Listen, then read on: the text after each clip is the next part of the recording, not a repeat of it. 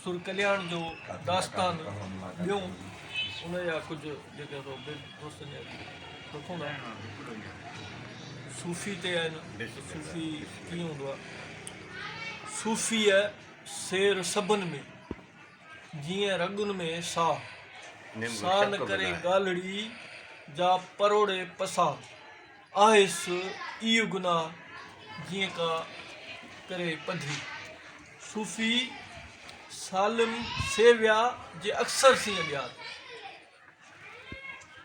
सूफ़ी सालिम सेविया जे अक्सर सी अॻियार बाज़ी बाज़िंदनि खे आहे अवेसार प्रिया सी पहकार रिंदीअ रसाणे।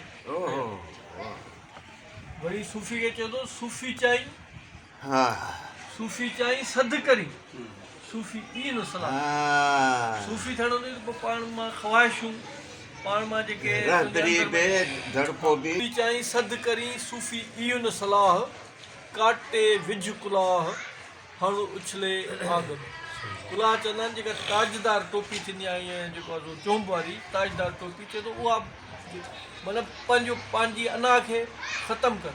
जेका इहा मथे ते ॾेखाव लाइ जेका टोपी पाती अथई सूफ़ी नरी आहे उछलाए बाह में साड़ पंहिंजी अना खे ख़तमु कर तॾहिं तूं जेको सूफ़ी थींदे ॿियो सदूं सभु ख़तमु करे छॾ। कुलाह रखी कंध ते त सूफ़ी सालिम थी। जेकॾहिं इहो ताज पातो अथई सूफ़ी न वारो त मुड़ुसु माण्हू थी सही ऐं सचो सूफ़ी कूड़ो न थी ॾेखाव वारो सूफ़ी न थी। कुलाह रखी कंध ते त सूफ़ी सालिम थी वेह वटी हथु करे उर प्यालो वेझी वटी हथु कर। दुनिया जे लाइ जेका शइ मिठी आहे उनजो उबतड़ दर हथु कर वेह वटी हथु करे पुर प्यालो पी हंधि तनी जो हीउ जनी हासिल कयो हाल खे हाल ऐं काल ॿ सूफ़िया काल माना जेको रुगो ज़बानी पाणी सदाए ऐं हाल जंहिंजी रहणी करणी उथणी वेहणी 24 कलाक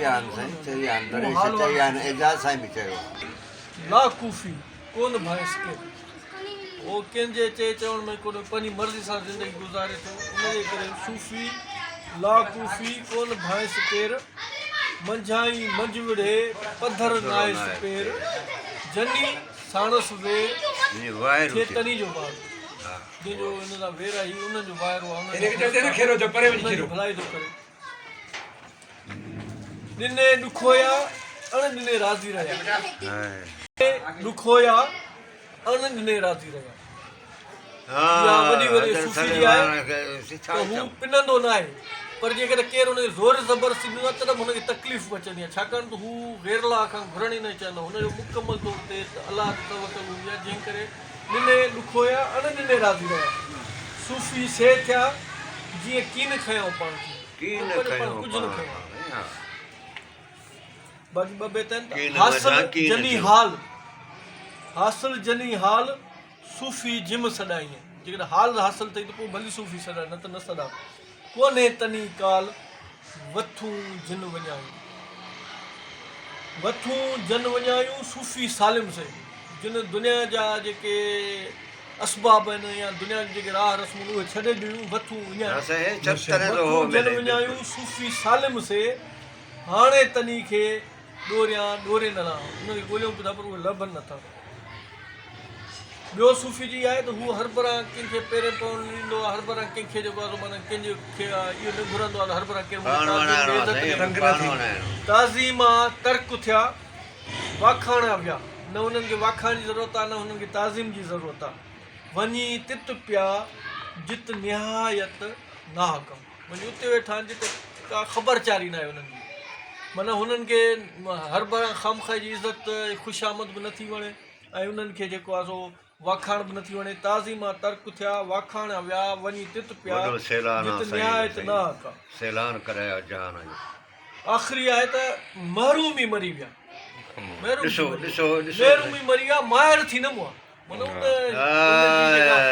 नाले जा गहराइप में ॻुढ़ाइप में उन उहा मुकमल तौर ते उन्हनि उन शइ जी ॼाण हासिलु न कई महरूम ई मरी विया माहिर थी न मुआ चिड़ीअ जी प्योंज हणी लॼाऊं आहे जीअं झिरकी पाणी जो फुड़ो चुंब में खणंदी एतिरो उन्हनि ॾिलमो ऐं हलिया विया माना उन्हनि महारत हासिलु कई चिड़ीअ जी चूंज हणी लॼाऊं हुआ हुबा बि हुआ इन ई वादीअ विच में। दुनिया जी वाद में उहे हिकु पाणी जे जर फोटे वांगुरु आहे, पाणी जे फोटे वांगुरु लीला आहे, कान लथी ख़तमु थिए, थिए। हा साईं। इंसान खे कंहिं बि शोबे में वञे थो त उन शोबे में उनखे महारत हासिलु करणु खपे, उनखे दस्तरस हासिलु करणु खपे पंहिंजे उन इल्म ते, तॾहिं ई उहो सही माना में माण्हू थी सघे थो, न त न। हीउ मुर्शिद जो सबक़ु हो, वरी इंशाल्लाह।